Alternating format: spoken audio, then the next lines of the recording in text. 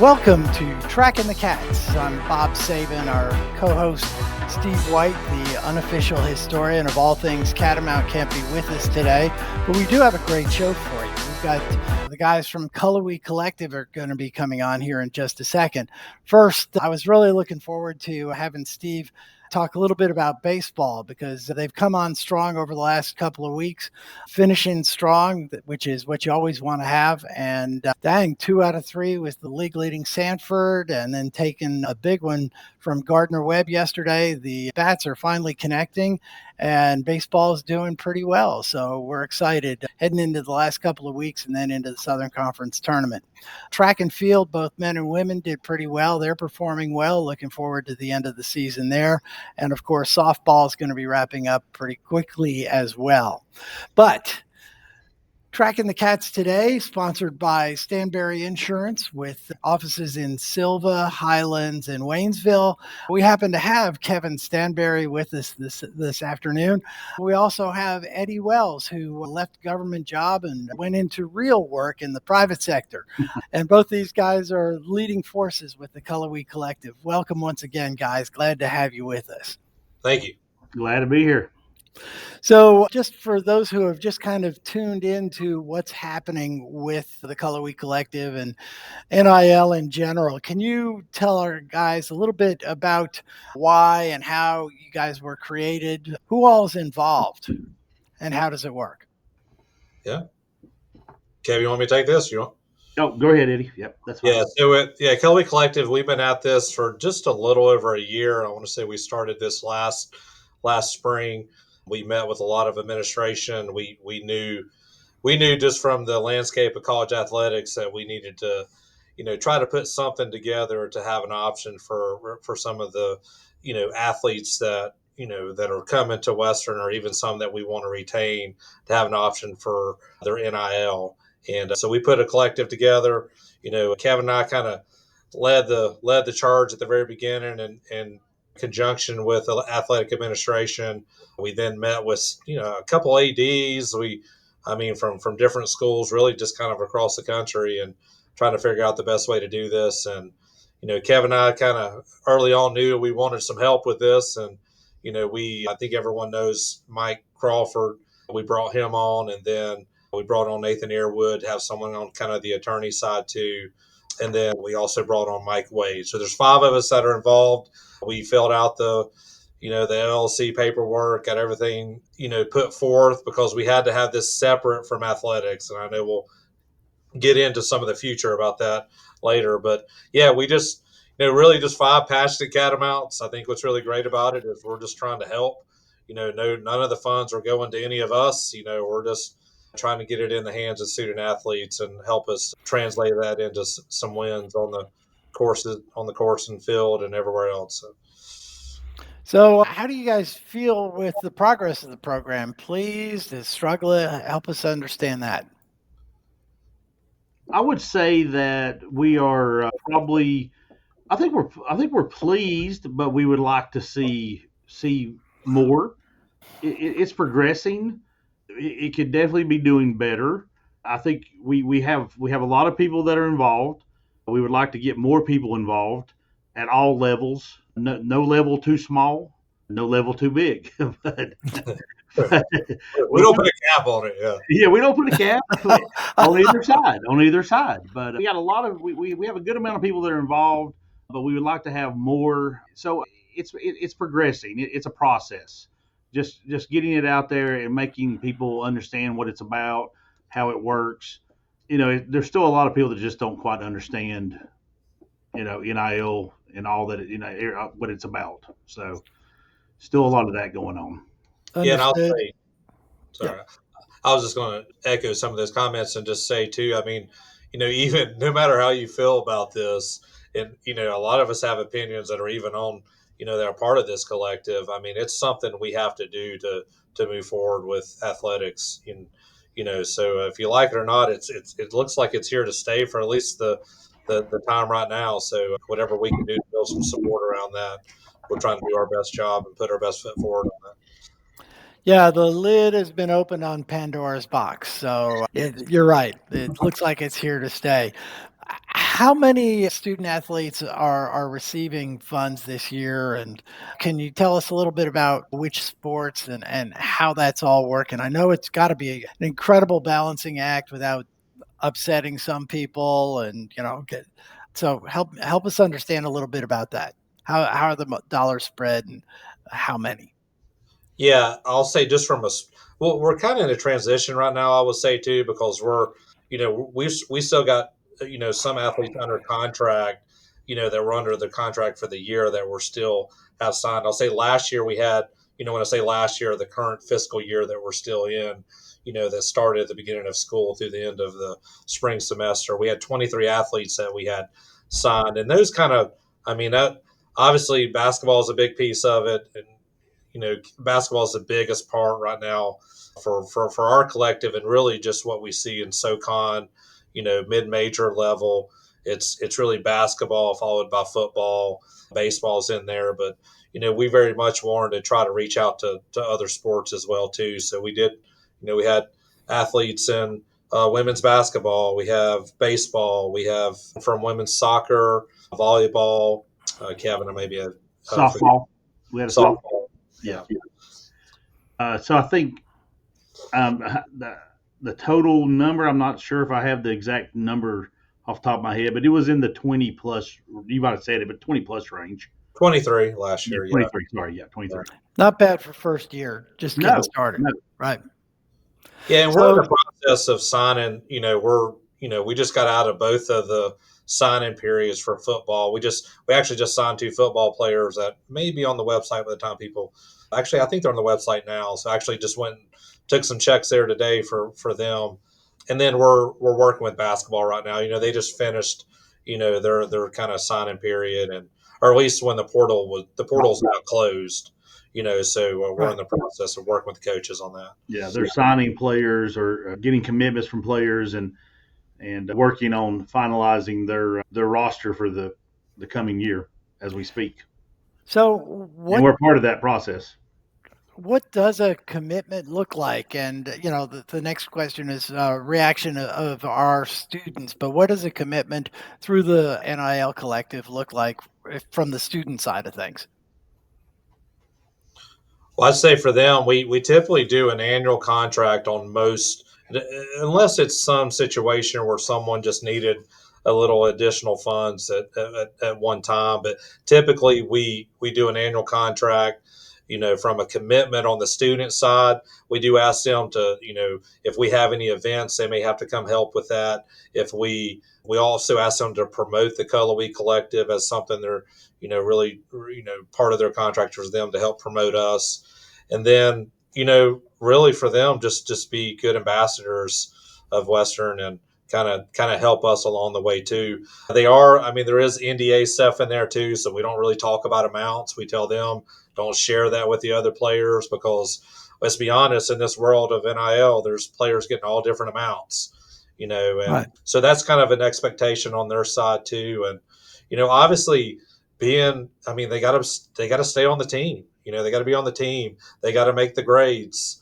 There's they and really from if we sign to where there's a portal that is opening before their contract is over, then we have language in there too that if they go into the portal to go to another school, then they may not get that last payment. So we're trying to honor. I mean, we're trying to. Our goal is to pay the student athletes as much as possible, and make sure that we're good stewards of the funds and everything. But that is something that's kind of on their side too that they can control. Yeah, and I imagine that it's difficult to balance, but is there kind of a percentage of new folks that we're assigning to bring in versus students who have been here and have excelled in a particular? Is there like a ratio of existing students to new students that you can share? I think it's probably about half and half, wouldn't you say, Eddie? Yeah. Yeah, probably close to that. Students that were using NIL to retain versus students were using NIL to get to come. Bob, that's basically what you're asking, right? Yes. Yeah, Yeah. I'd say right now it's probably half because in basketball, with the world of the portal, you know You know, you have NIL and the transfer portal now in both basketball and, well, in all sports, I should say. You know, you're having to use NIL to get kids to come in some cases. So you are using that to get kids to come to play at Western, well, like all schools are. Our numbers are just much smaller than the numbers you see at some of these larger schools, but it's Sure. still the same game, just at a smaller level. So yeah, probably about 50-50. Okay. Yeah. Here's going to be something that I don't know whether, people like to wear on their sleeve. We're Western Carolina. We're Color. We have a tough time raising money on anything because there's no large commercial, not many large commercial supporters in our area. How does that affect you guys as far as raising money for these students? I think what's good about Kevin and the other members of the collective, we're all very much passionate alums. You know, we're very clear that we're not trying to take money out of any of the other buckets. We've got the facility upgrades going on here. We've got the Catamount Club. Kevin and I are both on the Catamount Club board. Mike Crawford's on the foundation board. I mean, we're all very much in tune to the fact that there's a lot of buckets out there, and everyone needs money right now. So we're not trying to take away from that. I'd say from a corporate standpoint, we've had some sponsorships. I don't think we've had it take off to the point where someone, a really huge, large amount of money from some business is coming in and saying, "Hey, we want to give you this major donation to try to use one of your athletes." In that perspective, I mean, we'll talk a little bit, I'm sure, about the Nashville event, but we had a great partnership with the Eagles on that. Was huge, and they've been amazing. But we've just not had that. I mean, we've got some sponsorships. You'll see it on our website, but I don't think we've had that big group come in to say this is what we want to use these NIL athletes for. So. Yeah.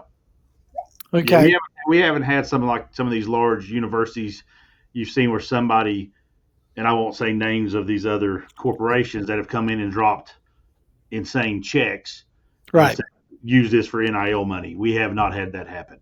We are open to that happening.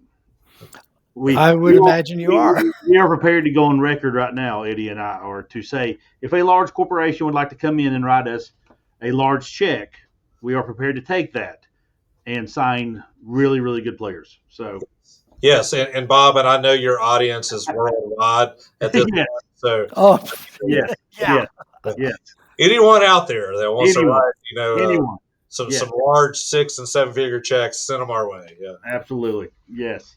Great. We will use your money well. Great. Well, yeah. Well, as we transmit this through YouTube, I'm sure the millions of viewers will be able to. Oh, wait, it was 600 last week. Sorry about Hey, that. 600 sounds good to me. Let's do it. Yeah. Yes. So let's say I'm thinking about giving money to you guys, but I've got some questions. What's the most common question you get from folks that are looking to work with y'all? Yeah. I think probably one of them is, can I give to a specific sport? Can I give money that just goes to signing football or basketball or soccer or whatever? And the answer for that would be yes. Absolutely. Yeah, the money would go into their piggy bank. What else, Eddie? What's another question we get a lot? Yeah, there's that one. There's also, is it tax deductible? Obviously, we originally were trying to look at that route on doing a 501c3. We're glad we didn't because the legislation has kind of changed on some of that, on it being tax deductible. Because, let's be honest, it's a little bit of a stretch. Now, looking forward, I guess there'll be some opportunities with that, with some revenue sharing on opting in, which we may talk about in a little bit. But yeah, that's a big one. And then how much you pay players. That's what everybody wants to know. And we don't. Yeah. We can give people like a general ballpark sometimes, but we try not to share that. We don't divulge that information because it's in our contracts that Sure. players don't, so we don't either. So Right. Yeah. So how does that work? Do most people give to a sport? Do they give to the collective? Do they give towards a player, or is it kind of spread out across It's the a board? mix. Yeah. Definitely a mix. Definitely a mix. we have what's called a general fund in there too. So general fund would be just kind of going into the overall bank, I guess, that we can divide and go into other sports, or if we need a little extra for one of the players in one sport, it can go towards that. But then, a lot of people just, they have the sport and that's why we really wanted to kind of do all sports, because we knew there's people that like a certain sport. And if you're hearing this right now and that's something you want, you want to, even if it's something you wouldn't think of for NIL, I always say that we should be looking at some of the sports that are not big yet, so we can be ahead of the curve. We could pump a lot of NIL into some of these other sports that maybe don't have much yet. But yeah, a lot of people are giving directly. We've got a group as Iron Cat Society that's Yeah, directly for football. So those guys are giving $100 a month, and we're trying to get the plan on that is get 100 guys giving $100 a month. that goes. That's all players. John Martin had kind of got that spearheaded, doing a great job of that. I think we got about 6, 7, 8 guys that have already signed up for that, and so all that money goes into the football pot. If you do the math on that, if he ever hit his get playing 100 guys at 100 a month, that's 120 grand that could be in the football pot, and that's a lot of money for FCS football. Yeah, that would be really nice. I like the concept. Yeah, that might even be something for a future show to talk to a couple of those guys about. It'd kind of be Yeah, fun. yeah, definitely. So, and all that's done through the Colorway Collective. That's something he came to us with an idea, and so if you go to our website, there's actually one of the levels you can pick is Iron Cats. So, Cool. yeah. Very cool. So you mentioned early on a little bit about the singer-songwriter gathering that we had. Tell us how that went, and do you plan on maybe making that an annual event? Tell us a little bit more. I know Wow. James Hogan was involved in that. Great event first. He was there. He attended it. Yeah, and a big thank you to Advancement. They've been great partners on everything that we've been doing with this as well too. They understand the need for NIL, and but no, I'll say it was an amazing event. Hats off to Chad Garrity. He worked so hard on this. Men's basketball. I mean, we kind of felt like it was men's basketball's event that we were assisting with, which was great. I mean, they had all hands on deck helping, but Ingles, can't say enough about them. Not only did they pay for the entertainment, they also paid for all the food at the event too. So it helped us get in a position where we could raise more funds on that. But it was a great event. I've not heard anything bad about it. We think we're around 32,000 on a first year event, which is really good. That's not 32,000 that we brought in. That's 32,000 that we cleared. Yeah. Yeah, so that's 32,000 straight into the NIL budget, which is Nice. we think is amazing for a first year event. We were really excited about it. Yeah, That's great. So what else do you have planned? Because things like that can have bumps in and bring in chunks at a time. right. Yeah. Go ahead, Yeah. Eddie. Yeah, I mean, we got the golf tournament that's scheduled for June 2nd at Waynesville Country Club. That's on our website as well too.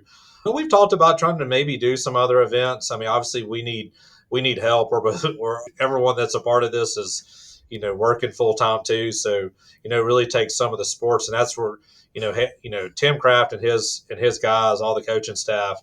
I mean, they've just been very forthcoming on saying, look, we need this money, and we're going to help make this happen. And they've come forward and really helped with some of these events. They're helping plan in the golf tournament that's going to be on June 2nd. But yeah, we've toyed around with maybe doing some raffles at some of the games, like some cash raffles. There's some some laws around some of that on doing on campus. And North Carolina has laws that are restrictive. Come on. Yeah. No, I think we're open to do whatever's needed to bring the money in. We're just trying to help.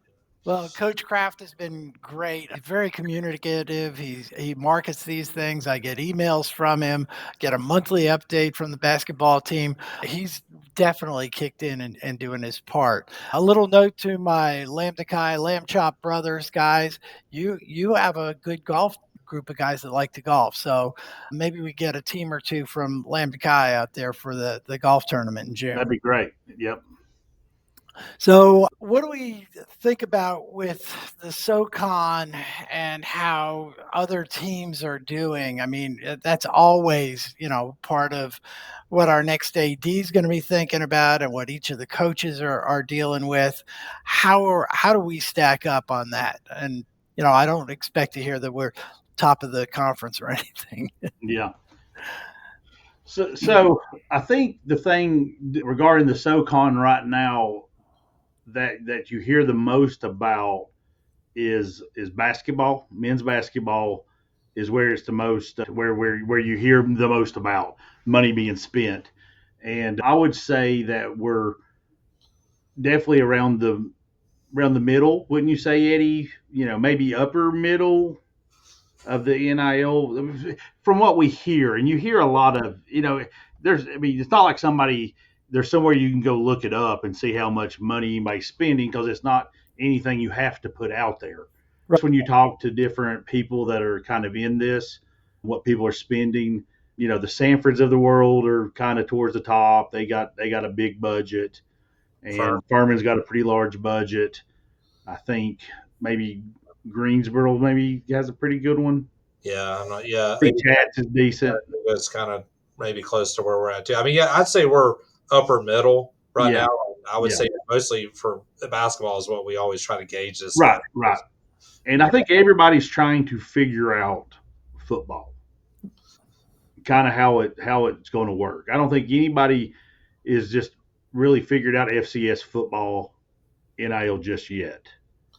There's a couple teams that are doing larger amounts, but it's mainly like Kevin had mentioned earlier that a big donation came in and directed directly to football, and they're able to sign like one big guy or retain some guy that probably could have went Power 4 potentially. But what I always say too is very rarely are you saving those kind of guys. Like, I mean, we've had guys get just absurd amounts of money at Power 4, and we're happy that they're going on and getting that. I mean, we're not.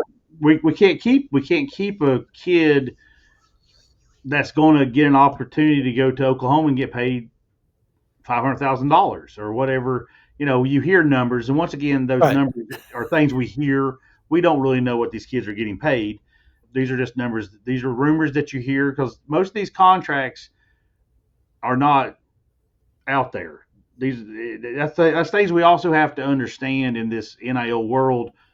Most contracts have NDAs in them where you're not supposed to talk about them. So when you hear these numbers out in the wild, these are just rumors. These aren't real numbers for sure. That's got to act on the kids' heads, though. You've got one guy.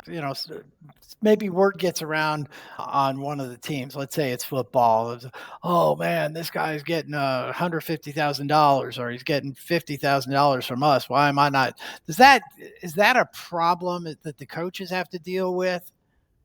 Yes. Yeah, I would think so. And I will say too, there's a lot of misinformation out there.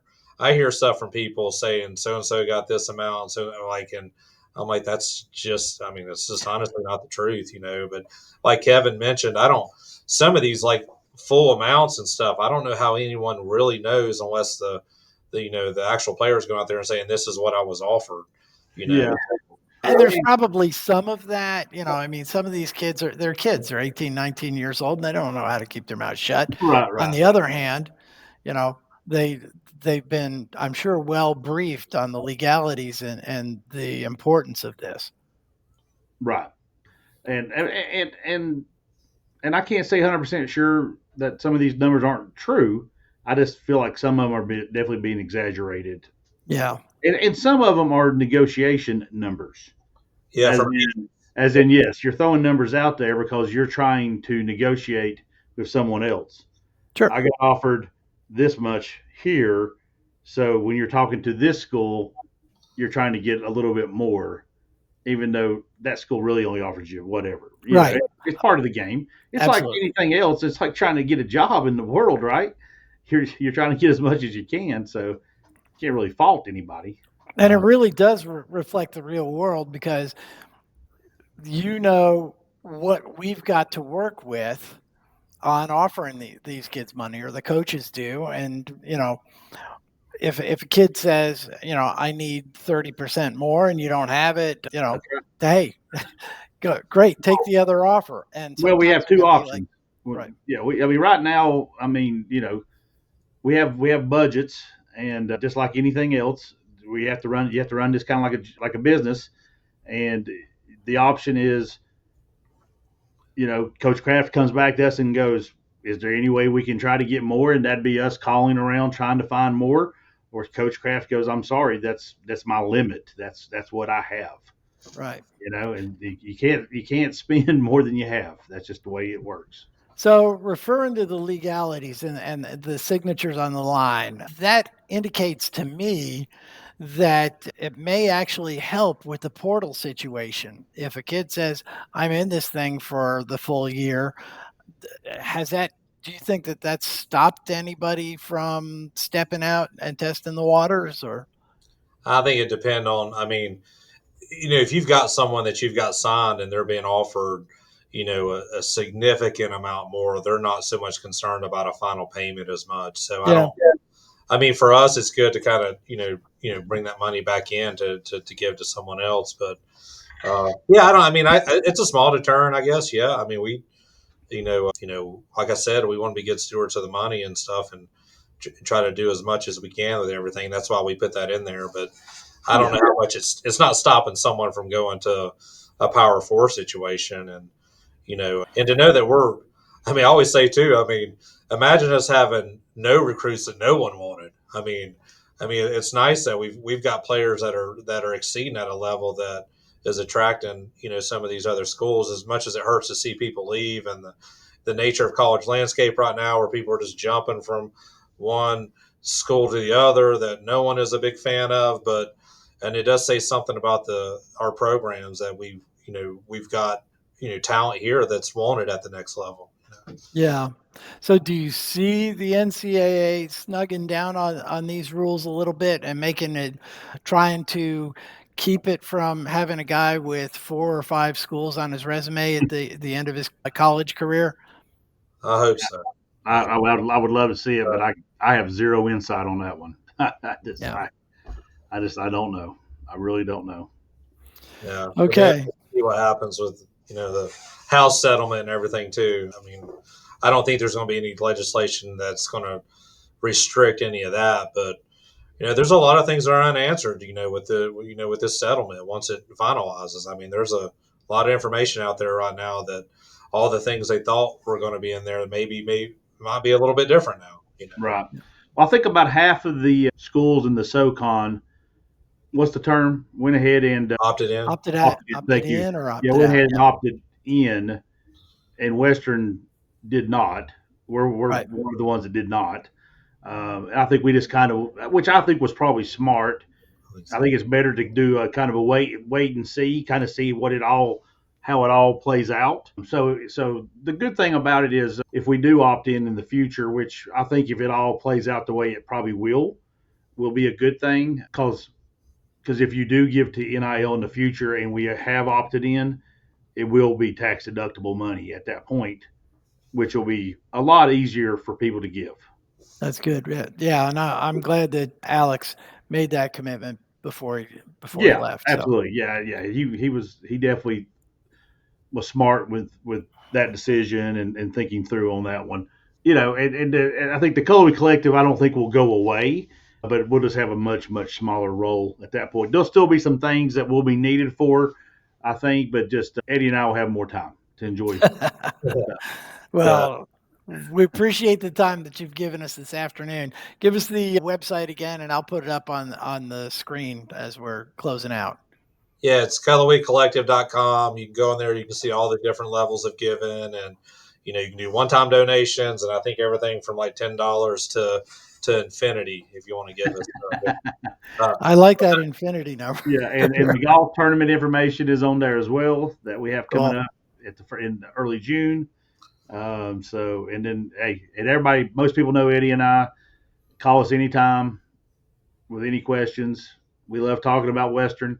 If you just want to talk about Western, call us. We're available for that as well. So yeah, Bob, thank you for you and Steve for putting this together. I mean, I think I've I've been tuning in. I'm one of the 600 that's moving towards 1 million right now of viewers.